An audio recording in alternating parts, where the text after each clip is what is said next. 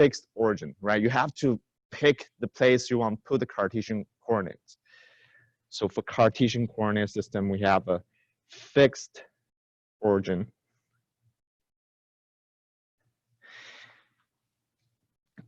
And we're going to use this Cartesian coordinate system a lot to describe velocity and acceleration.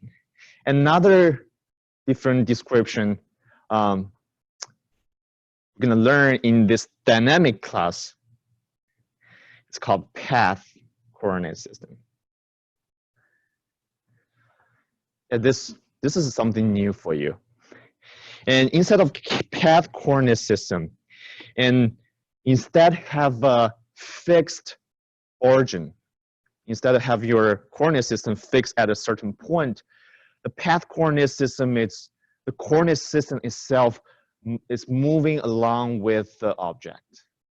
So as I'm moving, the coordinate system itself is moving as well.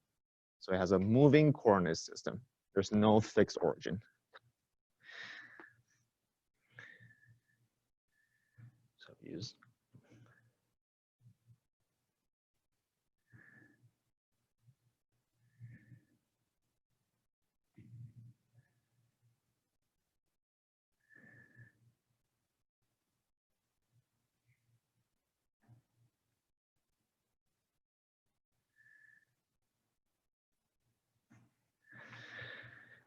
And something distinctive about path coordinate system is it has a radius of curvature. We use rho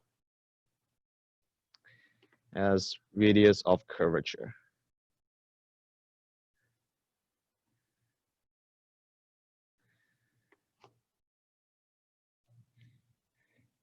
And instead of using I and j as a unit vector, inside of path coordinates, we use E, N hat, and E, T hat.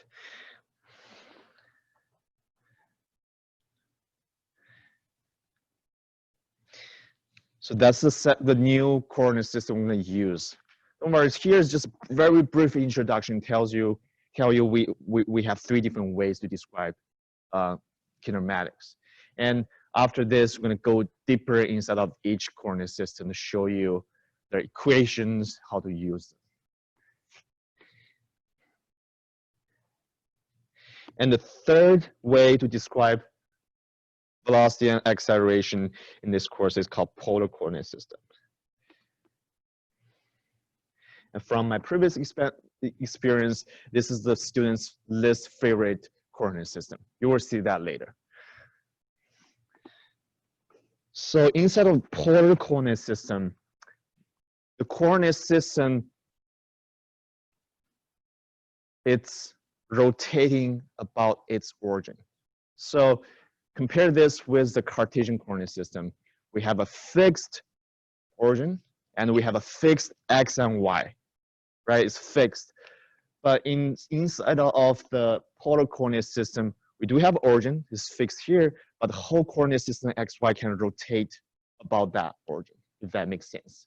But we don't use, similarly, we don't use I and j for polar coordinate system. Instead, we use E theta, E r as the unit vectors, the point directions, or you can think them as a basis for this coordinate system. So one thing to remember, this coordinate system is rotating about its origin.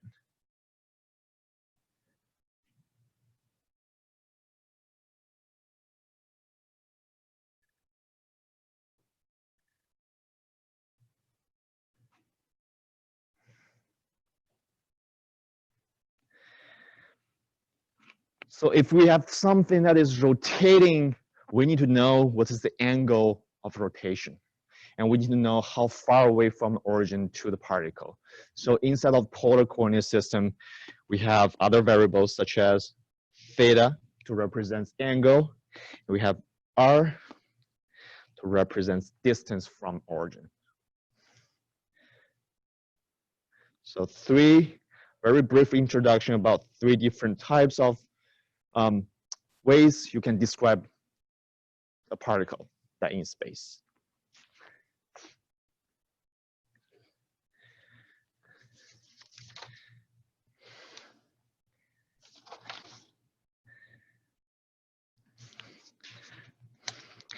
And something, so we mentioned different, like each coordinate system has their different features, right?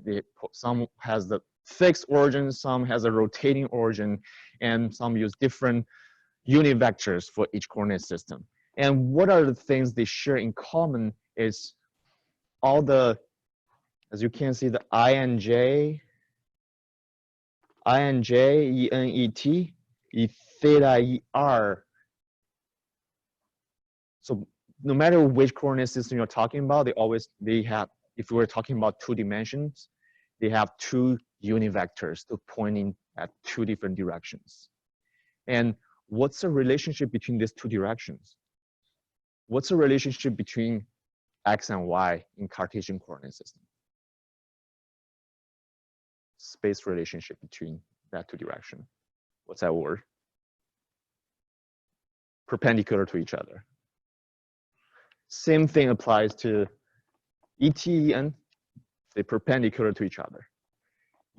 Theta, ER, they're also perpendicular to each other. So those are the common things they share. And also, even we have 3 different ways to describe a particle in space. But if you have a particle P is moving in space, you can pick either of those methods to describe the location, the velocity, the acceleration of particle P. Even they will look different, but eventually they're describing the same particle at the same location, same velocity. So what does that mean is no matter which coordinate system you use, as long as if you're describing that particular particle, they're all equivalent, mathematically equivalent. Even they look different, since we're going to learn that later, they have different lookings, but they're describing the same thing. One example I used previously is consider them as different language. Can be English, Mandarin, and what other language? German, maybe. And use desk. That's desk is the English word, but for Mandarin and German, there's different words for the same thing. So think about that way. Okay, now we're getting into details. Your theory part, looking at equations. So let's first look deep into Cartesian.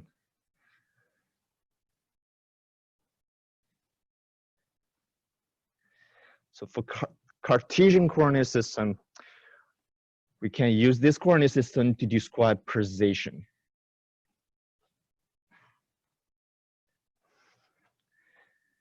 Show this. If we have a particle P, it's moving in space in a certain path. And first, we know we need to set up a fixed coordinate system for Cartesian, right? And let's imagine this. This is our origin. We have Y and X. And we can write the precession for this particle P as R bar equals X I plus Y J. So something very different in this class is everything, most of the stuff we're talking about will be in vector form. So what do I mean vector form? Is whenever you see I add a bar above a symbol or above a number sometimes, that means it's a vector. And if you don't have that bar right there, it means it's a scalar. It's totally 2 different things. To be very clear, if it is a vector, you must add either a bar to show it's a vector, just regular vector, or you have this hat for I and J's. Those are just particular for unit vectors. So here we can write position of this particle P as r equals xi plus yj. So what does x and y mean in the plot here? So if this is P, this vector in red, it's position vector pointing from the origin to the particle P. And this position vector R can be written as xi plus yj. So if you know the distance on x direction, this case I think let's change this to get off confusion. Let's use j and I. Okay. So if you know the x distance, the distance on I direction is x, you know the distance on j direction, from the particle to the origin, it's y. And what we learned in Cartesian coordinate system is we can use this something x plus something j to describe the location of a particle. That's not too bad. Besides position, we can also use Cartesian coordinate system to describe velocity. All right. So one thing before we talk about velocity, what's the difference between the word velocity and speed?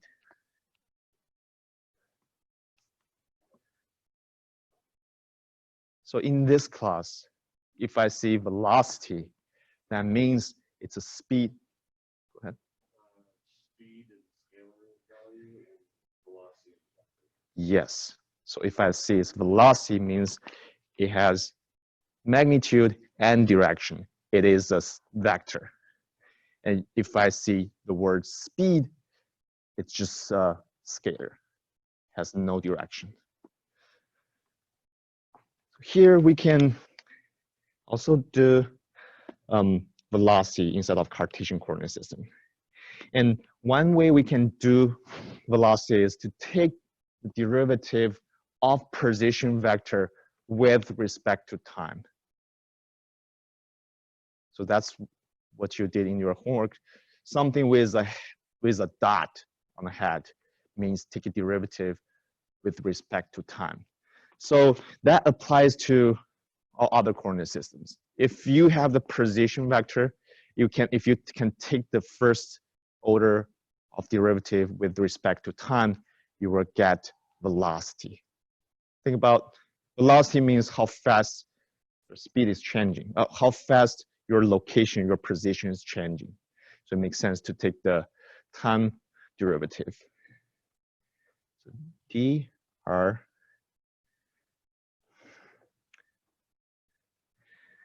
dt.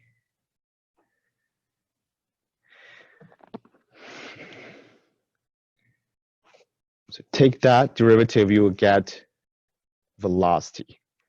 I should add a vector notation here.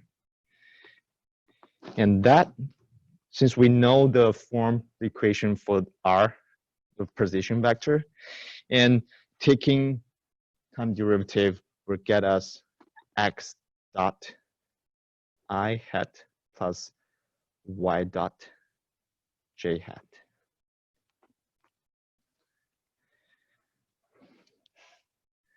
So this is what you get after you take the first derivative with respect to time. And we can also find the equation for acceleration inside of Cartesian coordinate system. So start from the position vector. We take first order derivative with respect to time, we get velocity. What happens if we take the first order derivative with respect to time of this velocity? We would get acceleration. So can you try? What would happen if you take the derivative about this whole expression, what would you end up with?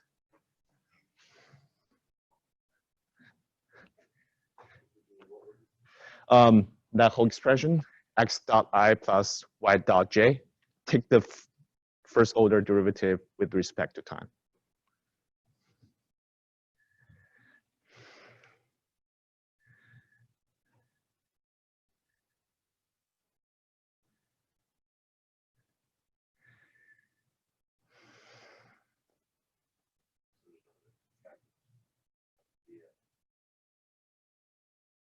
So dv or dt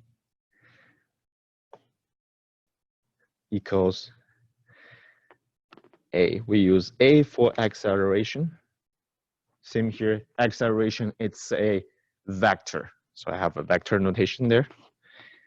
This equals x. Let's look here, this expression. If we want to take the first derivative with respect to time to this expression, x dot I hat, what would they end up? You need to use product rule, what you learn in calculus. End up with 2 dot x double dot I plus same deal for y double dot j.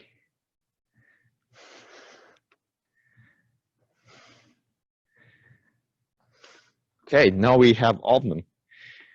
Inside of Cartesian coordinate system, we have equation for position, we have equation for velocity, we have another equation for acceleration. Right? It's pretty straightforward. You add 1 dot, you get velocity. You add 2 dots, you get acceleration. Okay, and well, you will know later. It's more complicated than that. Now we only have x and y. If I change x and y with some more complex things, you want to take double dot or dot for that, it's going to become messy. We're going to talk about later if we have that type of question. But that's all you need to know for Cartesian coordinate system. Next, any questions before we move on to path coordinate system? Okay. Next, we have path coordinate system. And unfortunately, we don't have any position vector for path coordinate system. So it's the position, just the location along the path.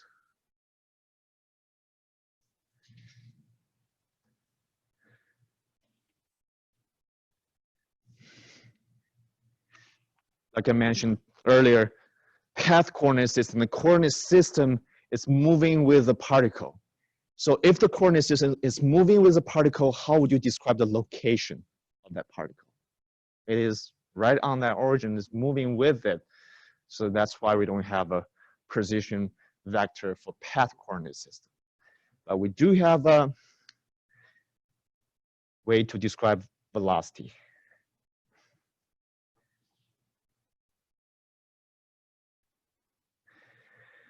Same deal, you can use dr dt, that will give us velocity. And yeah, we can do some mathematic magic by using chain rule to introduce something. It's called ds. It's kind of intermediate variable. And then we can get expression for, you don't have to understand what is going on for the magic, but just remember the conclusion. The velocity in path coordinate system equals speed of that particle times et hat.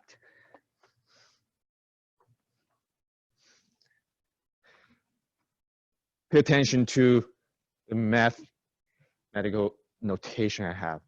Here I say it's a velocity with arrow overhead. This is a speed. V, it's the speed of that particle. Times ET, we mentioned that's a unit vector, just like I and J. Here for path coordinate system, we use ET as the unit vector pointing on the tangential direction. So let me show you where's that ET on our particle. So if we have a particle, that's P. See, this particle is moving along this path. And ET is a direction that is tangential direction to where that particle is moving. This is ET. And instead of path coordinate system, we have another unit vector, which is EN. It's a unit vector that's normal to the perpendicular to ET, but it is pointing to the inward of to the center of the curvature. So if this is a curve, this is a path this particle is traveling. The center of this curvature is going to be somewhere over there.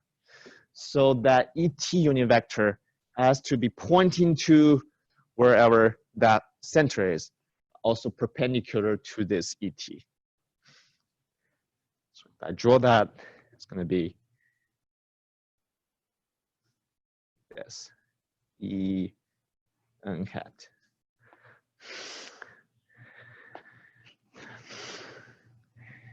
And if you compare this, the expression for velocity with Cartesian vector, Cartesian coordinate system. Yeah, tangential to the path, the motion of the particle. So if we come back for this Cartesian coordinate system, our V, the velocity, has both I and J components, something I plus something J. It's a vector. But here in our path coordinate system, our velocity only has this ET components. So that's something different. All right, next, let's look at the acceleration.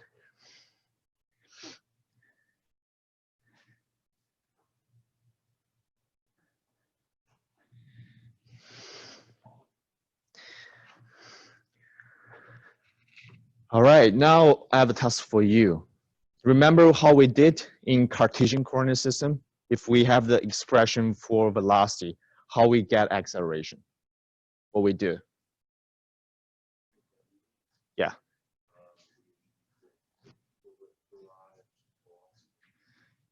Yeah, you take the velocity with respect to time, you get acceleration. Can we do that here? Yes. You can take the first derivative of this expression with respect to time. You will get expression for acceleration. But the process to do that, it's pretty tedious and you need to use some mathematic magics and no one likes. So I would just show you very quick how to get there. So what we can do is take dv, dt, and we'll end up with acceleration.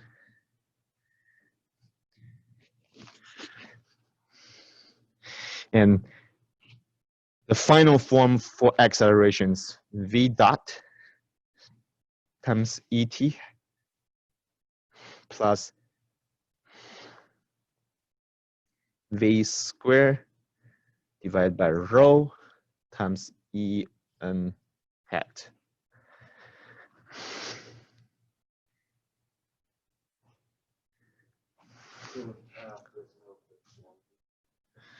No fixed origin. The path coordinate system is moving along with the particle. So that's a good question. I think it's good to try to understand how this path coordinate system works. Now my particle P is right here at this location. Now I have this En and Et right here. What if at another moment my particle P is right up here? Where would the En Et would be? let's draw that on the board.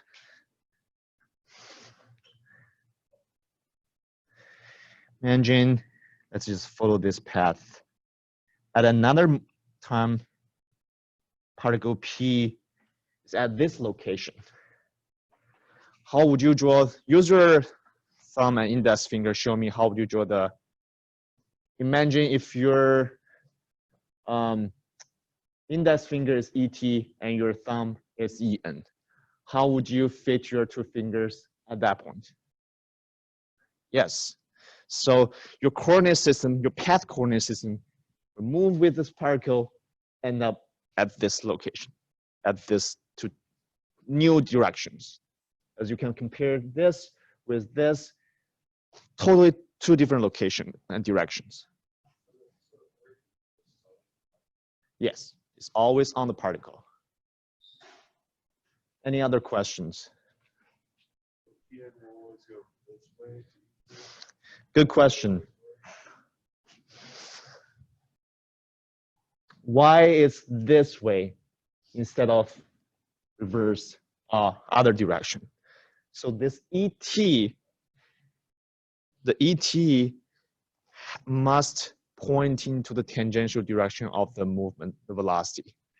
So the particle P, if we project the path, is probably moving that way. So ET has to point into the tangential direction of the motion. And the EN must point into the center of the curvature. Okay. Good question, though. Thank you. All right. If it's going to another way, then ET has to point in downwards, right? But if we assume the particle is only moving upwards, that's why ET is pointing that way. If particle is moving downwards, we have to change the direction of that to there. Okay. Yes, as you can see, the acceleration for path coordinate system is a little bit more complicated, right? We have a v dot, which is the first order derivative of speed with respect to time, and we have what is this rho called? Anybody remember? What about curvature? Yes, radius of curvature. That's rho. And v here is the velocity of that particle, and this squared. So as you can see, compare this with the Cartesian form, it's definitely become a little bit more complex.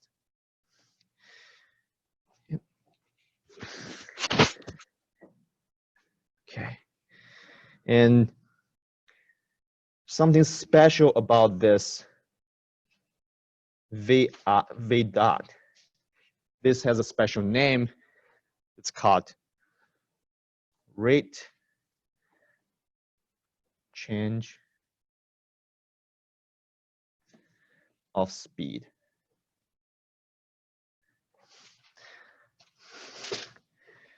Also, if you look at this equation, it also tells you if in a problem it asks you to solve radius of curvature or rate change of speed, which coordinate system you would pick? You pick Cartesian or path? The answer is probably very obvious. It's the only place you see radius of curvature or rate change of